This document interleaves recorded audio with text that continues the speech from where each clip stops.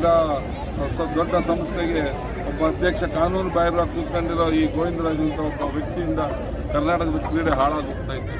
ಇವತ್ತು ಈ ಕ್ರೀಡೆಯಿಂದ ಬಡ ಮಕ್ಕಳು ಏನು ಕ್ರೀಡೆಗೆ ಬಂದಿದ್ದಾರೆ ಅವರೆಲ್ಲರೂ ಇವತ್ತು ಸಫರ್ ಆಗ್ತಾ ಇದ್ದಾರೆ. ನಮ್ಮ ವಿಶ್ವವಿದ್ಯಾಲಯದ ಮಕ್ಕಳಿಗೆ ಪಕ್ಕದಲ್ಲಿ ಅವ್ರ ಜೊತೆಯವ್ರಿಗೆ 2.5 ಕೋಟಿ ಕೊಡ್ತಾರೆ, 1 ಕೋಟಿ ಕೊಡ್ತಾರೆ, ಅಪಾಯಿಂಟ್ಮೆಂಟ್ ಕೊಡ್ತಾರೆ.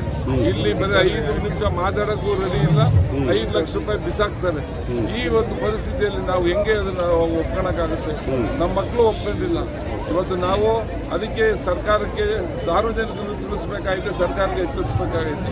ಮತ್ತು ನಾವು ಈಗಾಗಲೇ ಹೇಳ್ಬಿಟ್ಟಿದ್ದೀವಿ, ನೀವು ಕೊಡೋ ದುಡ್ಡನ್ನು ನಾವು ಭಿಕ್ಷೆ ಅಂತಾದರೂ ಕೊಡ್ತೀವಿ ನಮ್ಮ ಮಕ್ಕಳಿಗೆ 5 ಲಕ್ಷ ರೂಪಾಯಿ. ಆದರೆ ನಿಮ್ಮ ಈ ತೀರ್ಮಾನ ನಾವು ಖಂಡಿಸ್ತೀವಿ, ಇದಕ್ಕೆ ಹೋರಾಟ ಮಾಡ್ತೀವಿ ಅಂತ ಹೇಳಿ ಇವತ್ತೆಲ್ಲ ನಾವು ರಾಜ್ಯದ ಎಲ್ಲ ಮೂಲೆಯಿಂದ ನಮ್ಮ ಮಕ್ಕಳು ಬಂದಿದ್ದಾರೆ. ಮತ್ತು ಬೇರೆ ವಾಲಿಬಾಲು, ಬಾಕ್ಸಿಂಗು, ಟೈಕ್ವಾಂಡೋ, ಹಾಕಿ ಎಲ್ಲ ತಂಡದ ಪದಾಧಿಕಾರಿಗಳು ಸಹ ಬಂದಿದ್ದಾರೆ. ಇವತ್ತು ಎಲ್ಲರಿಗೂ ನೋವಿದೆ. ಕೆಲವರು ಎದುರ್ಕೊಂಡು ಬಂದಿಲ್ಲ ಅಷ್ಟೇ, ಅವನದು ಬೈಕ್ಗೆ ಎಲ್ಲರಿಗೂ ಎದುರಿಸ್ತಾನೆ ಅಂತ. ಅದಕ್ಕೆ ಲೋಕೇಶ್ ಅವರಿಗೆ ಎದುರಿಸಕ್ಕೆ, ಅದಕ್ಕೆ ಲೋಕೇಶ್ ಅವ್ರಿಗೆ ಆಚೆ ಬಂದಿದ್ದಾರೆ. ಹೋರಾಟ ಮಾಡ್ತೀವಿ ನಾವು.